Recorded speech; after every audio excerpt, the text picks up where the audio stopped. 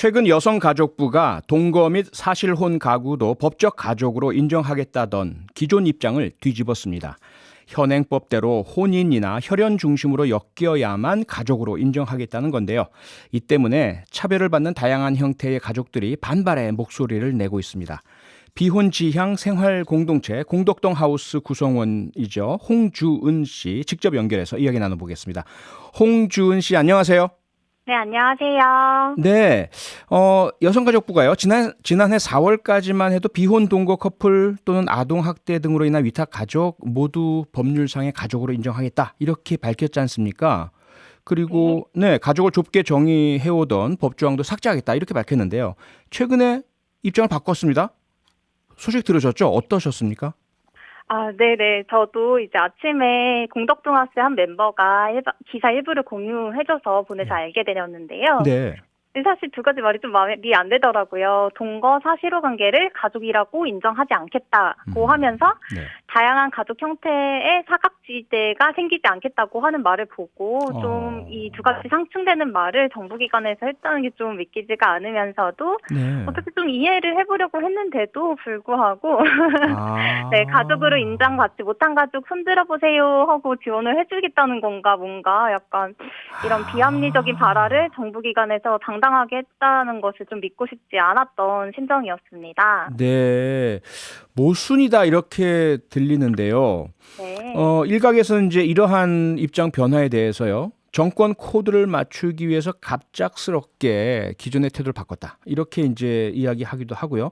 그다음에 또 보수단체의 반발을 의식했기 때문에 이런 입장 변화가 있었다. 이런 분석도 나오던데요. 그 이유, 원인, 홍주은 씨께서는 뭐라고 생각하십니까?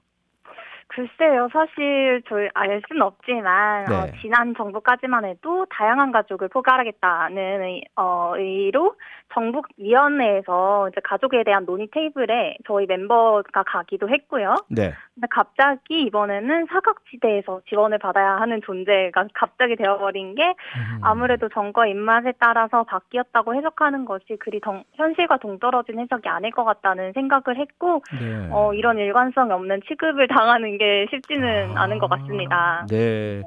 처음에 이런 변화가 나온 것들이 시대 상황에 맞추고요. 다양한 형태의 가족들이 법적인 그런 뭐 분쟁의 여지도 좀 줄이고 각자의 권리도 보호해드리기 위한 것으로 저는 알고 있었는데요. 앞서 제가 소개해드릴 때 비혼지향 생활공동체 공덕동 하우스라고 소개를 해드렸습니다. 우선은 어떤 분들이 계시는 곳인지 좀 설명 좀 해주실까요? 네네. 저희는 서대문에 제가 살고 있던 공간에 친구들이 자주 오면서 이제 돌봄 관계가 형성된 친구들이고 지금은 네. 서대문에서 주거와 식사를 함께하는 구성원 5명 그리고 앞으로 마을 단위에서 함께 살기를 꿈꾸지만 지금은 직장, 학교 등의 이유로 조금 떨어져서 지내는 4명이 있습니다. 네. 다 평범한 학생이고 직장인인데 서로와 서로의 일상에 특별하게 관심 가지고 돌보는 관계예요. 이렇게 9명이 있습니다. 네. 특별하게 관심을 가지고 서로를 돌보는 관계란 말씀에 다른 쪽에서는 결혼으로는 묶이지 않겠다라는 비혼이라는 것을 이제 내걸고 계시는 거죠? 그렇죠. 혹시 그렇다라면 청취자 여러분들을 위해서 그 특별하게 비혼, 결혼이라는 것으로는 우리 묶이지 않겠다라고 결심하시는 어떤 이유 설명을 좀 해주실 수 있으실까요? 네, 아주 그냥 솔직하게 말하면 예.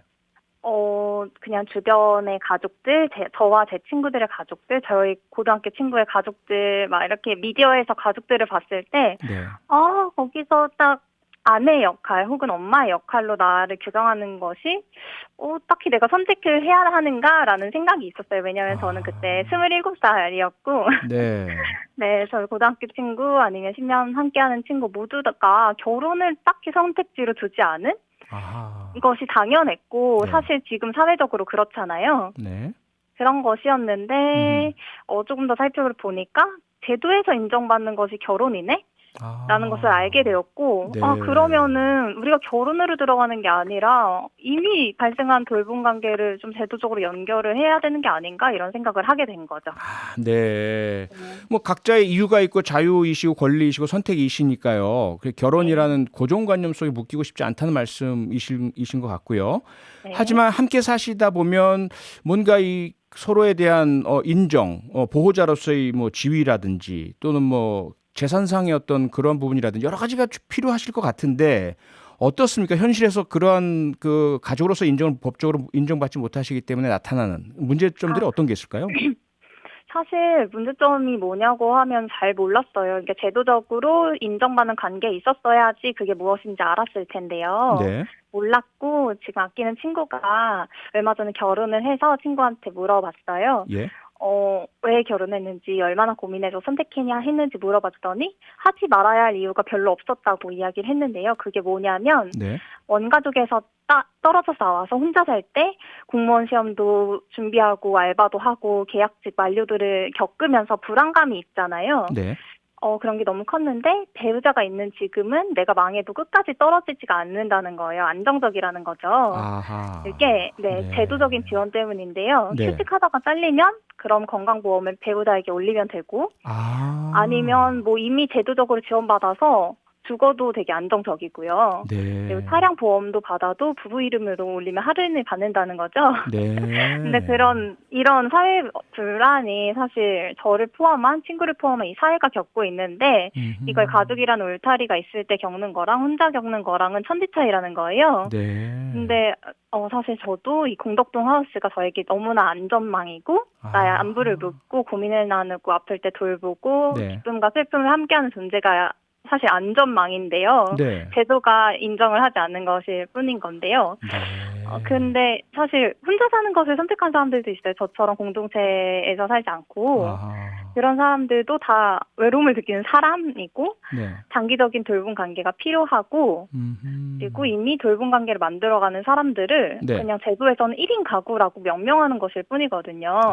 네. 그리고 이성애 중심적인 사회에서 인정받지 못하는 퀴어 네. 커플 또한 퀴어들 또한 이미 있는데 제도에서 인정하지 않는 것뿐 이들 다 결혼하고 하는데 예. 제도에서 없는 취급을 받는 건데요. 네. 그런 장기적인 돌봄 관계를 모두 지원해야 하는 것이 저는 사회라고 생각하고 네. 결혼이라는 좁은 문을 통과한 사람들만 선별해서 지원하는 것이 합리적이지도 않고 부정의하다고 생각하고 있습니다. 네, 뭐 부부나 가족에게 집중되는 여러 가지 혜택들 또는 뭐 권리들 이런 것들 때문에 다른 형태의 가족 모임이나 혹은 혼자 사시는 분들은 어렵다는 말씀이신데 마지막으로요. 그러면 여성 가족부가 보호해줘야 할 그 주무부처 아닙니까? 지금까지 여성가족부 행보 어떻게 평가하시겠습니까?